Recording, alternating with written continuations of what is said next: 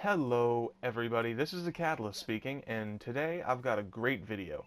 First things first, I'm going to be talking about the weapon buffs that are coming to Advanced Warfare shortly, and after that I'm going to talk a little bit about the weapon that I'm using here, the AE4.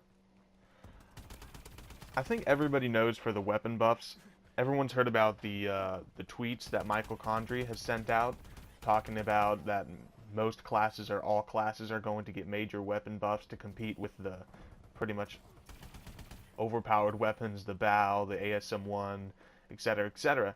So everything can keep up. Personally, I think that they don't need to buff them up that much. I don't really want the time to kill to end up like it was in Ghosts, because that was way too quick.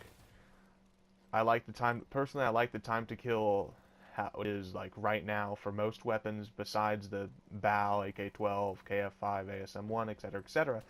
So I think those weapons may be in need of a little bit of a nerf. Not too much, but a little bit of a nerf. All right, for the buffs. Personally, these are the things that I think need to be buffed. The ARX, I think it needs a range buff.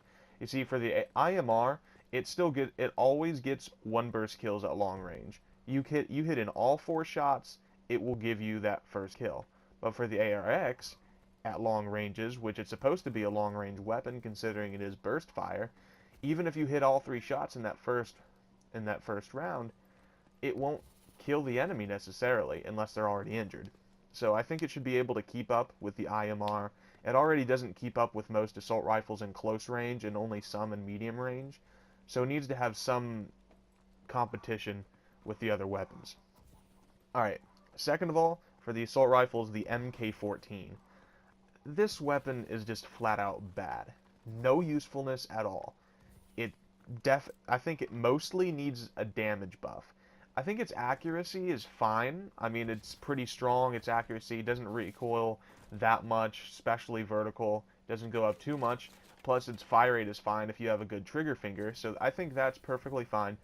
But damage and possibly range, possibly. Don't quote me on that. But yeah, it should be able to kill 3 shots long range to 2 to 3 shots in medium range and 2 shots close range, and like a couple only like half that for headshots. So that definitely needs a buff. Can't really compete with the other assault rifles. Next, the submachine guns. The SN6 I believe needs an accuracy buff. It's perfectly fine in damage and fire rate because it can keep up with the other submachine guns pretty well like that, but once it gets to medium range, you'll be missing a couple shots because of the weird way it kicks. It kicks all around, like kind of like in a circle. So you'll kind of be, and once you finally like fix it, you're either dead or you've run out of bullets. All right. Next for the submachine guns, the AMR9. This is a weird gun. We haven't seen a 5-round burst submachine gun before. We have seen burst submachine guns like the Chicken CQB from Black Ops 2, but for the AMR9, you can't really shoot 2 bursts, one right after the other, nowhere near as fast as you could with the Chicken. So it's a little bit weak on the side. I definitely think it needs a damage and range buff. Its fire rate's pretty good for a burst weapon, but it can't compete in long range because of the burst unless you hit all 5 shots, but still most weapons like the ASM-1 will easily outclass it. And for medium range, assault rifles can easily outclass it, along with some submachine guns, ASM-1, KF-5, etc. So I think it should be able to compete in long and medium range, so give it some damage and range, and it'll be much better. Next for the shotguns, the S12. Probably one of the worst shotguns in Call of Duty history. I think it needs a range and magazine size buff. I think it has perfectly fine damage. It doesn't really need to kill too quickly. Like it doesn't need to be a 1 to 2 shot kill, but like maybe 3 to 4 in close range. It doesn't, but not in like punching distance. It should be able to kill quicker without having to worry about getting slapped in the face and dying.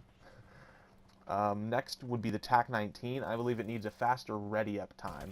Like when you're running and your weapon readies up quicker.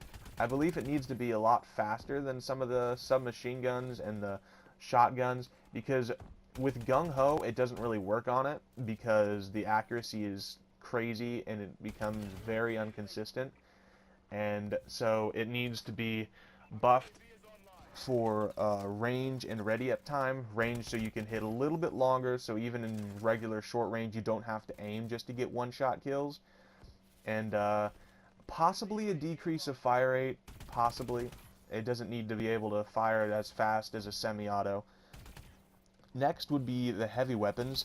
The EM1, I believe it needs an accuracy buff. It should not have like any recoil, any kick at all. It's a direct energy weapon. I mean, physics says that it wouldn't kick. Like science says it wouldn't kick. Just believe me, I'm a doctor. Anyways, maybe some like vibration, a little bit of recoil, but not much. All right, next would be the Paytech or Pytake or whatever the heck you call it. It needs a little bit more range. XMG, a small, like, it needs to have a little bit smaller of hip fire spread. EPM3, I believe it needs to have accuracy, handling, and range buff. It's a really bad weapon and needs to be able to compete with the other weapons, and right now it just can't. The Lynx needs an accuracy buff. NA45, I believe, needs a splash damage radius buff. The Grok magazine size, crossbow, splash damage, and radius, practically unusable in this game. The Maz rocket travel time buff, that would be very useful. Mayhem damage buff.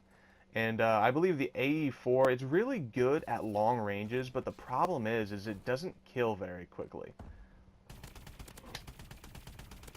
And it's not that it's really bad, it's just that it can't compete with the other assault rifles, especially the BAL.